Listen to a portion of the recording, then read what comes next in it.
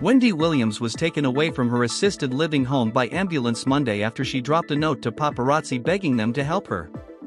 Cops were called to do a wellness check around 11:15 a.m., soon after the former Wendy Williams Show host tossed a piece of paper to a photographer from the window of her fifth-story room at a New York City assisted living facility, according to the Post.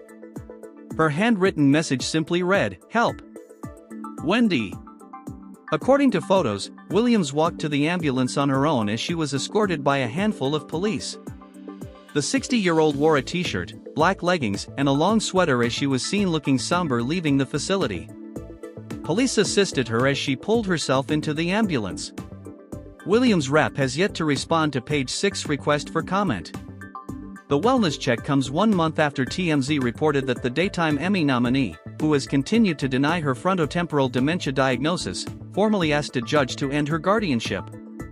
Williams, who fired her court-appointed attorney earlier this year, claimed in the alleged affidavit that she has regained the capacity to function on her own without her legal guardian, Sabrina Morrissey.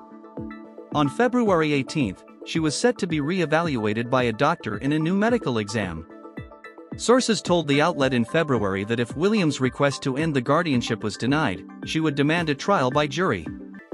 The former broadcaster gave an emotional Breakfast Club interview the previous month, insisting she is not cognitively impaired.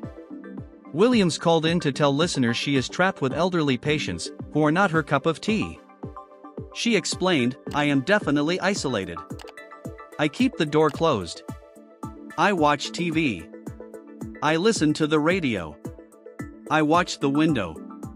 I sit here, and my life goes by." Elsewhere in the conversation, Williams alleged that she only had $15 to her name. Her niece Alex Finney was also involved in the chat, claiming that Williams sounds great and not like an incapacitated person.